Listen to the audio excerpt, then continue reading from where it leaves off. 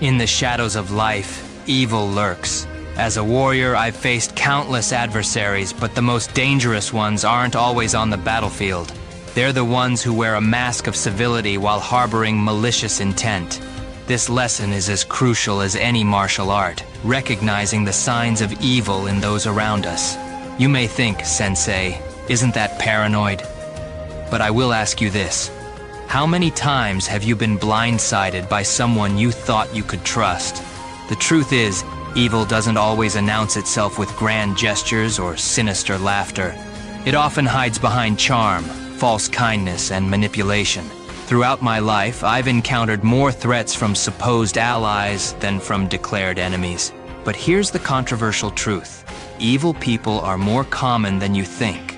They walk among us, wearing masks as convincing as any disguise. Today, I'll teach you how to see through those masks. Note each lesson carefully because many of you are dealing with evil people without even realizing it. Just as a warrior must remain vigilant in battle, we must be alert to the subtle signs of evil in our daily lives. The ancient Stoics taught that wisdom comes from keen observation and emotional control. Only by mastering these skills can we protect ourselves and others from those who would do harm. Lesson 1. Lack of empathy.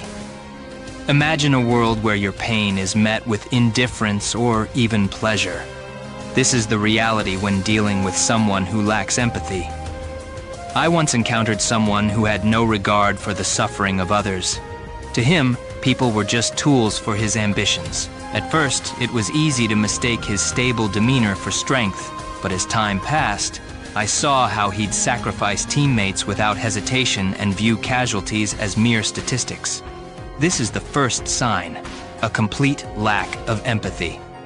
These individuals can't or won't put themselves in others' shoes. They're unmoved by pain, unaffected by emotional pleas. The Stoics teach us to cultivate empathy while maintaining emotional resilience. We feel for others, but we don't let those feelings cloud our judgment. When faced with someone who lacks empathy, remember that their inability to care is their weakness, not yours. Stay true to your values, but don't expect them to suddenly develop a conscience. Lesson 2. Manipulative behavior. Have you ever felt like a puppet dancing to someone else's tune? That's the insidious power of a master manipulator. I've seen manipulation tear apart teams and even entire organizations. It's a weapon as deadly as any martial art, but far more subtle. These individuals are masters of emotional exploitation. They'll use your fears, dreams, and insecurities against you. Before you know it, you're acting against your own interests, all while thinking it was your idea. The second sign is persistent manipulative behavior. They twist words, play mind games, and always seem to come out on top, often at your expense. Stoicism offers a powerful defense against manipulation. By focusing on what's within our control, our thoughts, actions, and reactions, we become less susceptible to others' machinations. When you suspect manipulation, take a step back. Analyze the situation objectively. Ask yourself, what does this person gain from my actions? Remember, true strength lies in making decisions based on reason, not emotional manipulation. Lesson 3. Constant lying. Deception is a tool, but what happens when every word becomes a potential lie? I once dealt with someone who could spin tales more intricate than any genjutsu. At first, his stories seemed harmless, even entertaining. But as time went on, the lies grew. Small inconsistencies became glaring contradictions. Trust eroded, and our team's effectiveness crumbled. In reality, we couldn't tell the truth from fiction, and it nearly cost us everything. The third sign is a pattern of constant lying. These individuals lie even when the truth would serve them better. They create a false reality, leaving you questioning everything. The Stoics valued truth above all else. They believed that living in accordance with reality was the path to true peace. When dealing with a habitual liar, ground yourself in facts. Document inconsistencies. Trust your instincts. Most importantly, don't let their lies become your reality. Maintain your integrity, for in a world of deception, your honesty becomes your greatest strength. Lesson 4. Narcissistic tendencies. Narcissistic individuals have an inflated sense of self-importance and a deep need for admiration. They believe they're superior to everyone around them and deserve special treatment. In positions of power, such individuals often crave recognition and control. A narcissist often lacks empathy and exploits others for personal gain. They readily take credit for success, but blame others for failures. Imagine a colleague who consistently downplays your contributions while boasting about their own, even if the team's success relied heavily on your efforts. The Stoics focused on what we can control: our thoughts, actions, and reactions. With narcissists, we can't control their behavior, but we can control how we respond. Remember these 3 crucial points when dealing with them. Don't engage in arguments. Narcissists thrive on dramatic discourse and attention. Don't give them the satisfaction of a fight.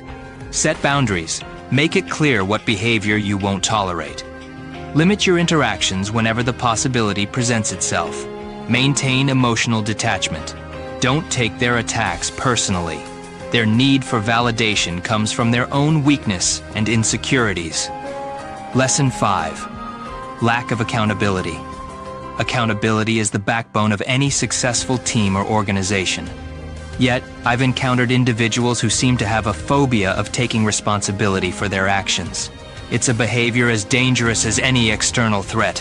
I once worked with a leader who was a master of evading accountability. When projects succeeded, he was quick to claim credit. But when they failed, he became an artist of deflection, always finding someone else to blame. This behavior poisoned the team's morale and effectiveness, which eventually gave way to animosity. Imagine a colleague who, after a project goes wrong, points the finger at you for their own poor decisions. This is detrimental to the team, corroding trust and hindering future success. It creates an environment where people are afraid to take risks or voice concerns, knowing they might become the next scapegoat. The 5th sign of dealing with an evil person is their persistent refusal to take accountability. These individuals refuse to own their mistakes. They blame others, fabricate excuses, or flatly deny any wrongdoing. In any collaborative environment where trust is paramount, such behavior is a ticking time bomb.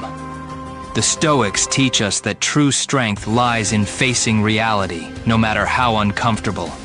They believed we are responsible for our actions and their consequences.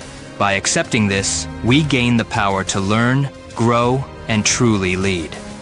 When dealing with someone who lacks accountability, remember that their behavior reflects their weakness, not yours. Stay true to your principles. Take responsibility for your actions, acknowledge your mistakes, and use them as opportunities for improvement. A true leader stands tall and says, "I made an error, and here's how I'll fix it." In the end, accountability isn't just about admitting mistakes. It's about integrity, honor, and the courage to face reality head-on. These are the qualities that define true strength in any field of endeavor. We all encounter challenging people, so use these lessons to recognize the signs and protect yourself. Let me know in the comments below if you've encountered someone who exhibits these traits, and share your experiences among like-minded warriors who are also navigating similar challenges to your own. Always remember, true strength comes from within. Share that power with others by hitting the like and subscribe before you go so that our message can illuminate the path for those in need. Until we meet again, take care and look after each other.